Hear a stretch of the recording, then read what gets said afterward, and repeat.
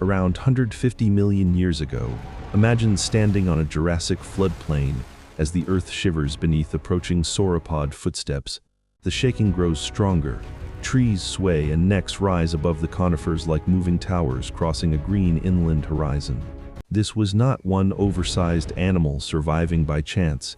Entire Jurassic ecosystems were built around bodies operating at astonishing scale. How did life on land grow to sizes that seem physically impossible while still feeding, breathing, walking, reproducing, and surviving? The answer is hidden inside their bones, where empty spaces reveal a biological system that changed the limits of terrestrial life. To understand that system, we first need the world that made giant dinosaurs possible. Because anatomy never evolves in isolation, the Jurassic began roughly 200 million years ago, after crisis had already cleared ecological space for dinosaurs to expand. Continents were shifting, climates were changing, and new landscapes opened as the supercontinent Pangaea slowly fractured into separate landmasses. Across humid lowlands and seasonally dry interiors, conifers, cycads, ferns, and horsetails formed the living infrastructure beneath dinosaur feet. There were no grasslands, no flowering meadows, and no modern forest canopy. This green world followed a very different botanical design.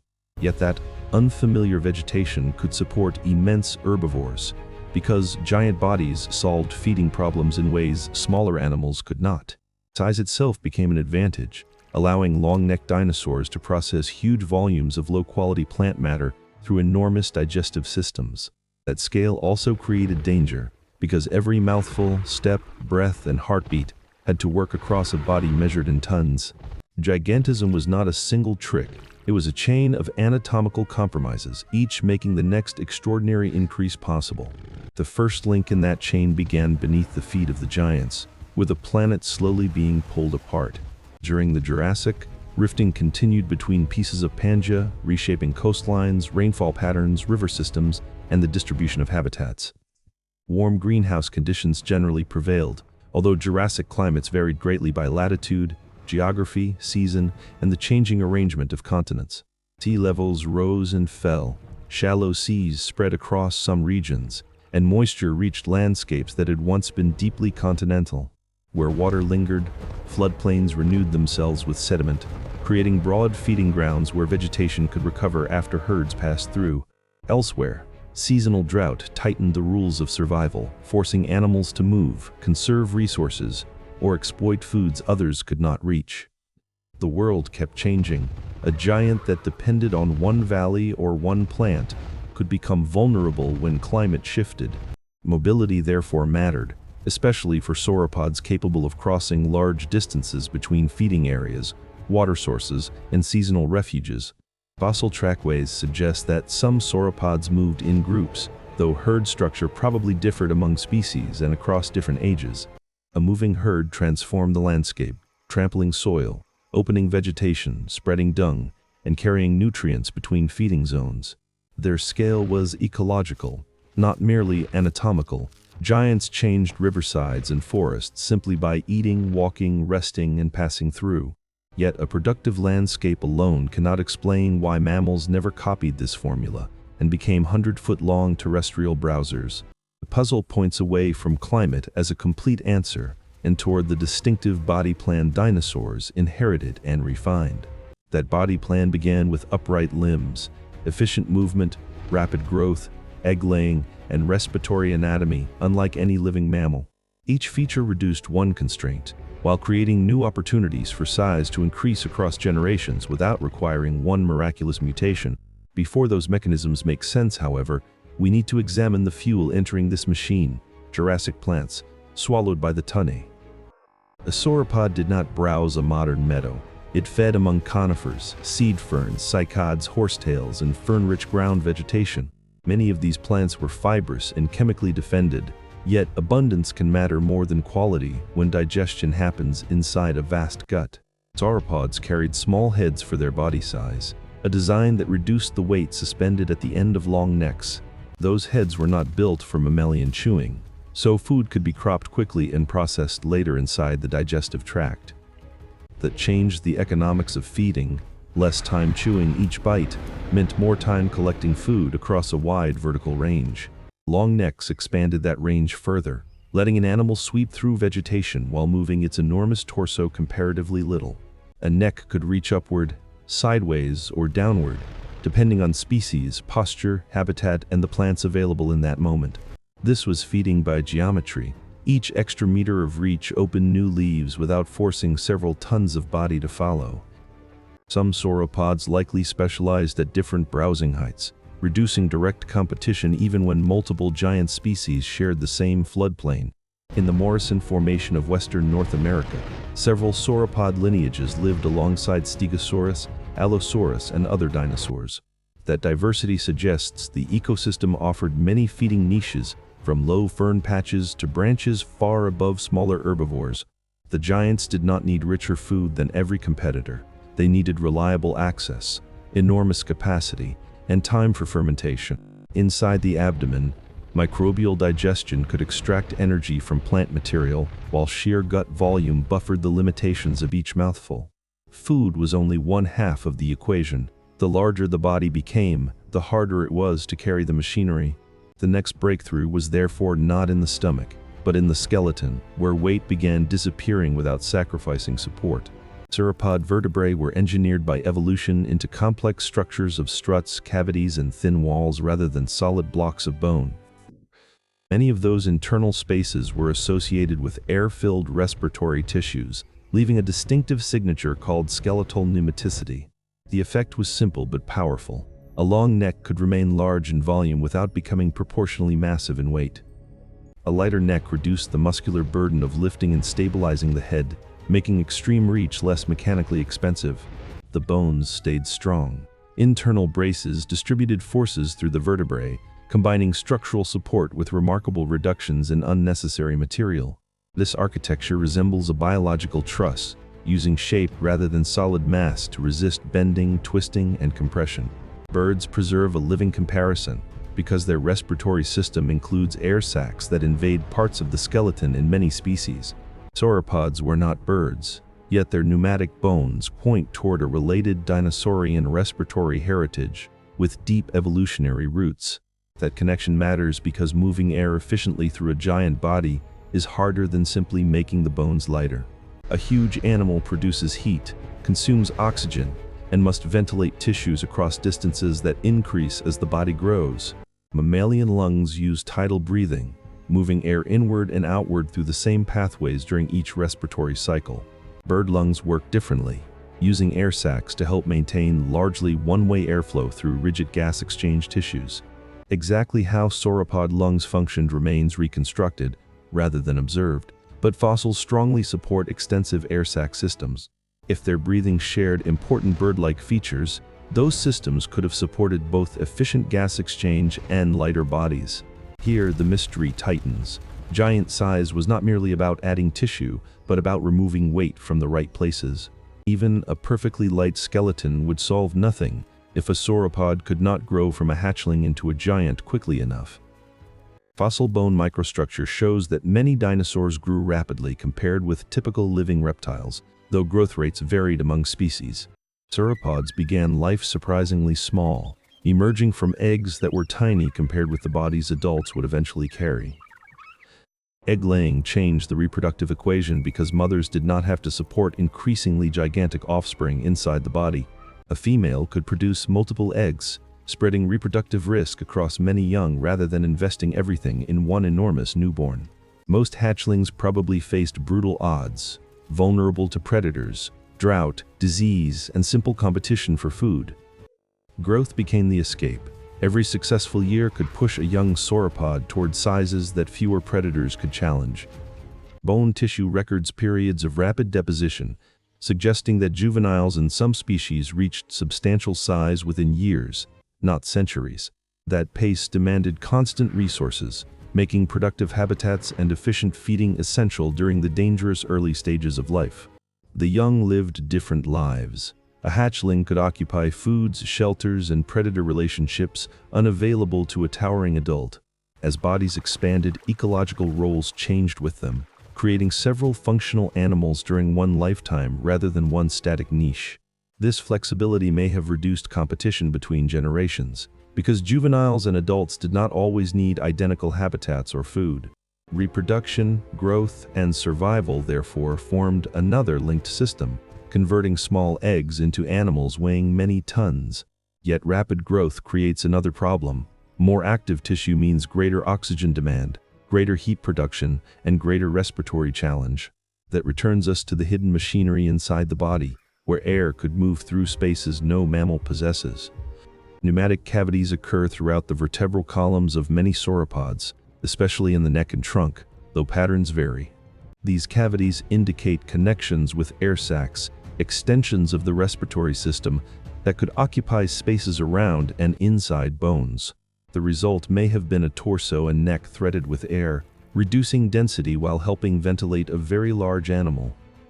This did not make giants weightless. It made specific regions lighter than equally sized solid structures would have been.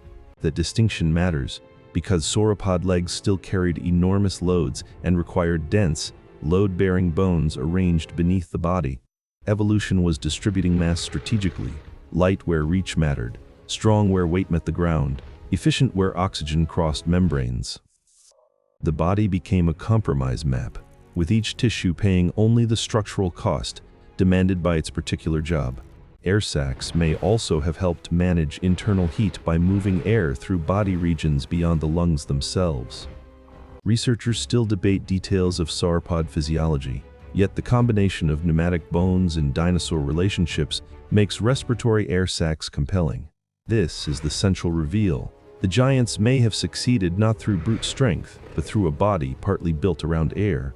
A mammal scaled the same way would carry heavier respiratory anatomy and a different reproductive system, changing the constraints before growth even began.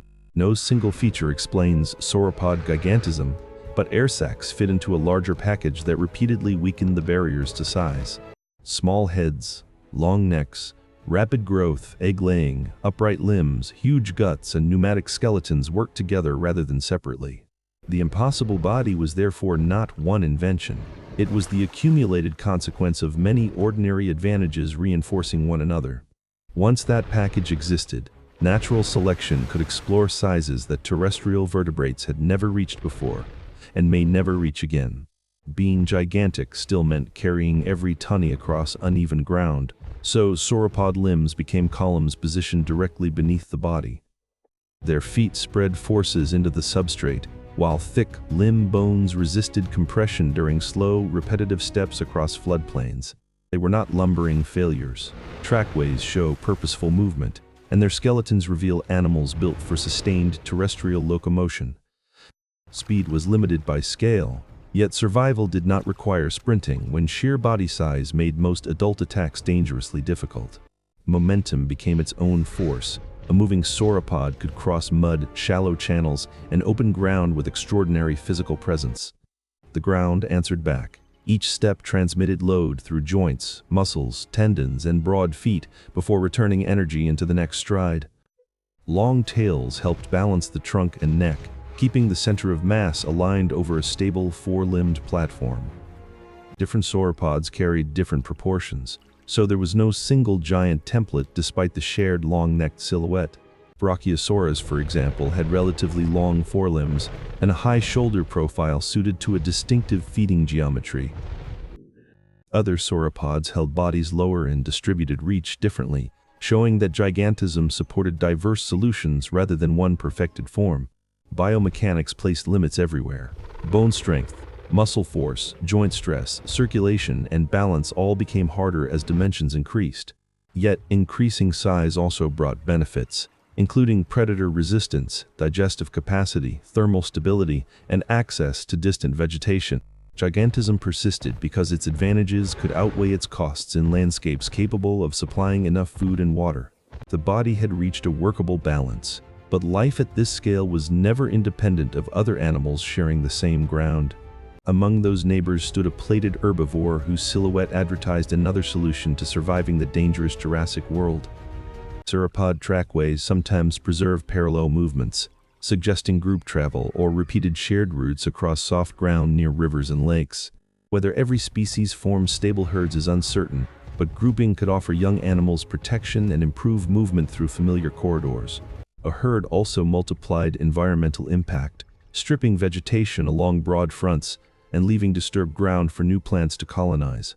Dung returned nutrients to soils. Footsteps opened patches, and repeated movement may have connected feeding areas across enormous seasonal landscapes. Giants created habitat. Their bodies were not simply occupants of the ecosystem, they were forces rearranging the ecosystem around them. That influence extended to predators, which followed vulnerable juveniles, injured animals, and migration routes, rather than confronting healthy adults without reason. Waterholes could concentrate risk, especially during dry periods when many species were forced into the same shrinking patches of habitat. Floods reversed the pressure, sweeping sediment across plains, shifting river channels, and burying bones that would later become fossils. The Morrison Formation preserves such floodplain stories, turning ancient channels and seasonal landscapes into one of the richest Jurassic records. From those rocks emerged giant sauropods, armored herbivores, fleet smaller dinosaurs, crocodile relatives, turtles, and the predators that watched them. This was no peaceful kingdom. Every feeding ground was also a map of competition, vulnerability, and opportunities for attack. Yet most life happened between dramatic moments: browsing, walking, nesting, drinking, resting, and simply surviving another day. That ordinary rhythm matters, because evolution acts through repeated daily pressures, not only spectacular battles preserved in our imagination. One herbivore turned those pressures into armor, carrying plates above its back and spikes behind it like a moving warning. Its name was Stegosaurus, and its strategy shows that giants were not the only dinosaurs reshaping the rules of survival. Stegosaurus lived during the late Jurassic, sharing western North American environments with sauropods and large theropods including Allosaurus. Its head was small, its body deep, and 2 rows of tall plates rose along the back above powerful hindquarters. The tail carried long spikes capable of turning a defensive swing into a serious threat for any predator approaching carelessly. Those weapons mattered because Stegosaurus lacked the towering size that protected the largest sauropods from many adult predators. Defense replaced scale. A lower herbivore could survive by combining mass, awareness, positioning, and a dangerous tail within open woodland. The plates are more mysterious, with proposed roles including display, species recognition, and heat exchange, none proven as a single exclusive function. Blood vessels supplied the plates, but their exact biological importance remains debated, reminding us that fossils preserve structure more easily than behavior. Stegosaurus also illustrates niche separation, feeding closer to the ground where its beak and teeth cropped vegetation below sauropod browsing heights. Different mouths harvested different layers. The same landscape could support several huge herbivores because they did not use resources identically. Competition still existed, especially during drought, when food quality fell and shrinking water sources compressed animals into smaller areas. Then danger closed in. A herbivore weakened by hunger or separated from cover became an opportunity for a large theropod. The Jurassic predator most familiar from these rocks was Allosaurus, an animal built around a very different set of constraints. Instead of carrying a fermentation chamber and defensive mass, it invested in jaws, neck muscles, balance, sensory awareness, and speed. Predation required efficiency too, because one serious injury could end a hunter unable to feed itself for long. The next scene in this ecosystem was therefore not simply violence, it was a calculation of risk made by animals under pressure.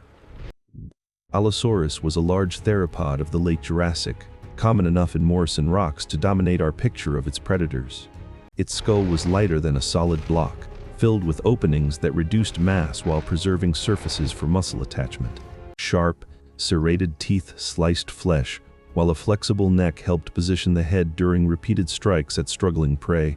Scientists continue debating exactly how Allosaurus attacked, because bones reveal anatomy far more clearly than the movement of living combat. Some evidence supports forceful biting. Other interpretations emphasize slashing motions, and real behavior probably varied with prey size and circumstance.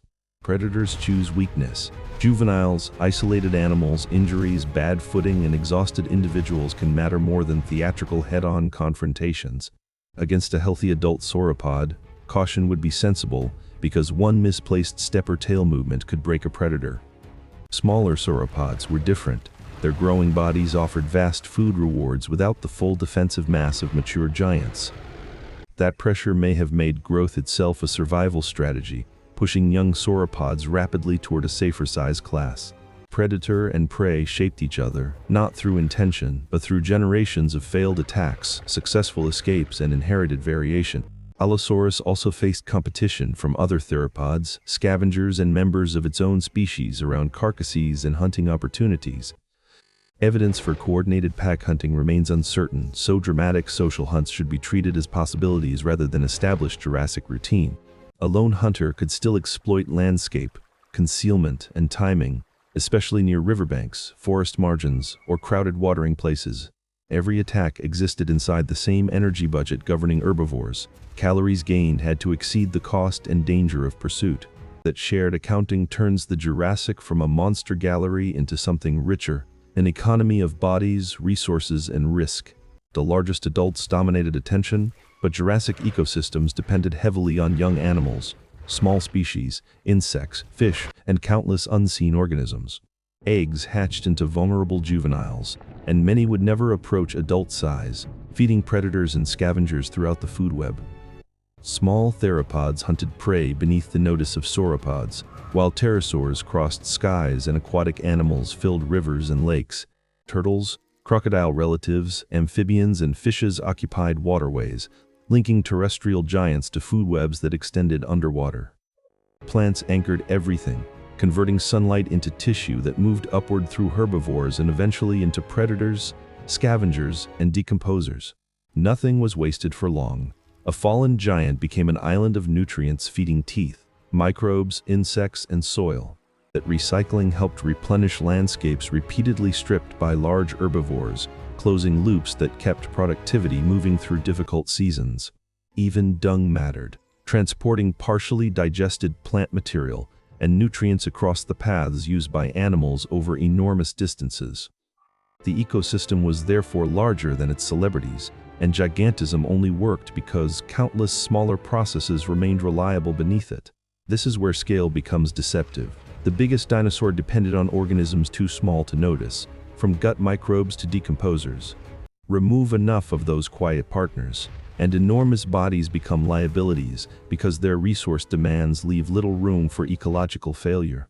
Jurassic giants were resilient within their world, yet they were never independent of rainfall, vegetation, reproduction, and food web stability. Their success was conditional. Change the conditions, and the same magnificent scale could become harder to sustain across generations. Climate variability tested that balance repeatedly, especially where drought transformed lush feeding grounds into dusty corridors between shrinking water sources. To survive deep time, the giants had to endure not one perfect climate, but a restless planet that never stopped changing.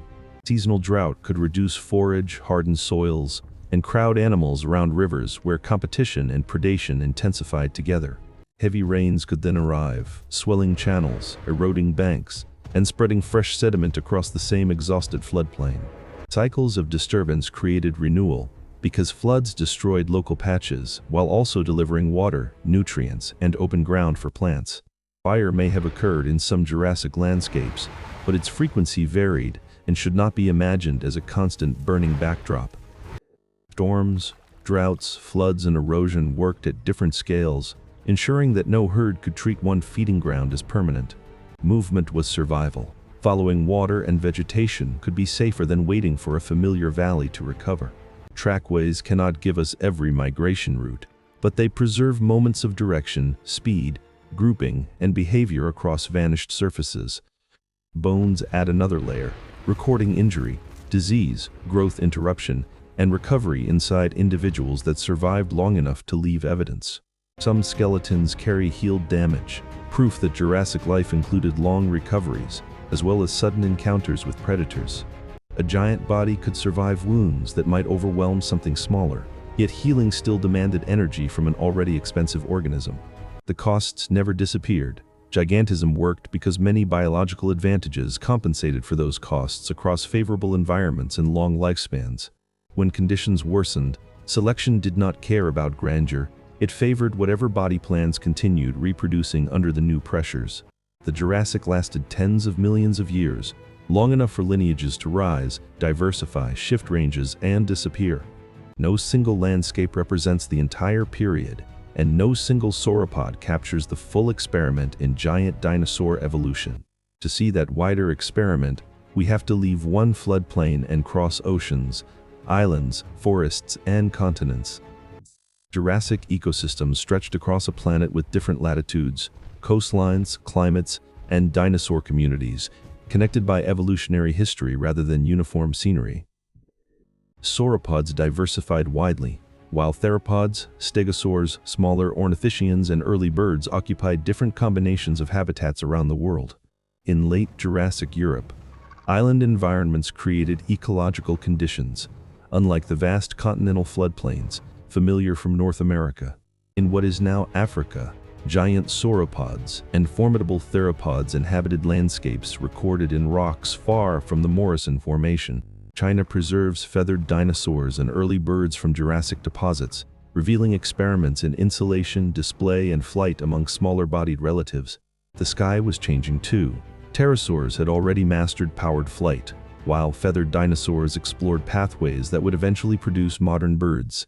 Archaeopteryx from late Jurassic limestone in Germany combines feathered wings with teeth, clawed fingers, and a long, bony tail. It was not the first or only experiment near bird origins, but it remains an iconic snapshot of that evolutionary transition. Here is the modern parallel beginning to emerge. The Jurassic respiratory heritage did not vanish when most giant lineages later disappeared. Birds inherited a highly specialized breathing system, and their pneumatic skeletons echo mechanisms already present deep within dinosaur evolution. The air inside bone, first introduced as our hidden clue, therefore belongs to a much larger dinosaurian story as well.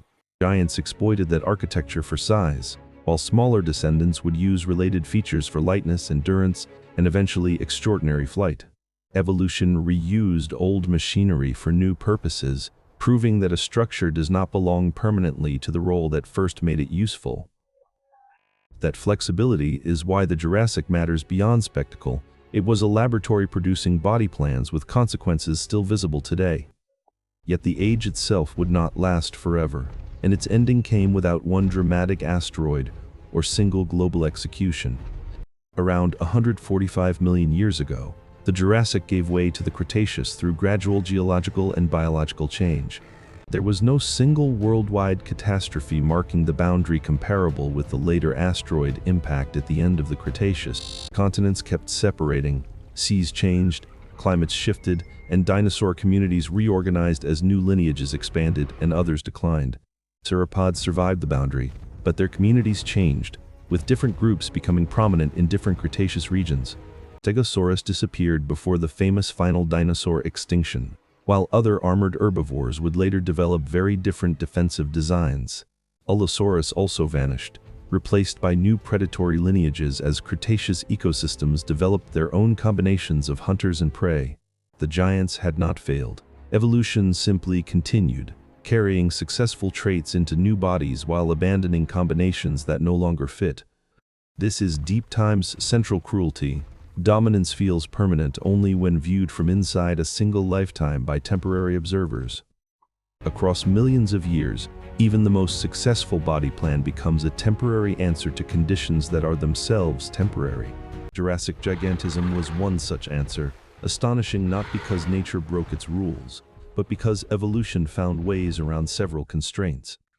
Those solutions were cumulative: feeding geometry, digestive volume, rapid growth, reproduction by eggs, columnar limbs, pneumatic bones, and efficient respiration. Remove one element and size may still increase, but combine many, and the ceiling can move far beyond expectation. The real wonder is integration. A giant dinosaur was not simply enlarged, it was reorganized around the physical consequences of enlargement. That returns us to the question beneath those first trembling footsteps: how could land animals become so immense without collapsing under themselves? The answer was never one miracle. It was a network of ordinary adaptations working together until their combined effect looked impossible. Among those adaptations, the most revealing may be air itself, threaded through a skeleton that remained strong while shedding unnecessary mass. Pneumatic bones, lightened, long necks, while air sacs probably supported a respiratory system suited to the demands of large active bodies. Small heads reduced neck loads, rapid feeding kept food moving, vast guts extracted energy, and egg-laying freed reproduction from mammalian constraints. Rapid growth shortened the most vulnerable years, upright limbs carried weight efficiently, and size eventually discouraged attacks that juveniles could not survive. No mammal combines this same package, which helps explain why terrestrial mammalian giants never reproduced the most extreme sauropod proportions. The ground trembles again. We return to that Jurassic floodplain, but the giants now look less impossible than exquisitely engineered by evolution. Their secret was not supernatural strength, endless food, or one perfect climate. It was cooperation between many biological systems. A fossil vertebra preserves the clue, its chambers recording spaces once connected to living tissues that helped make enormous necks practical. Look upward today and the story continues, because every bird carries a transformed branch of the dinosaur respiratory legacy. The scale changed, the purpose changed, and most giants vanished, yet evolution kept part of their internal architecture alive above us. We are not looking at monsters from a broken world. We are looking at one temporary solution in Earth's continuing experiment with life. If this journey changed how you see Jurassic giants, tell us which adaptation surprised you most and why today. Share this documentary with someone who still thinks sauropods were simply oversized reptiles, dragging impossible bodies across ancient swamps.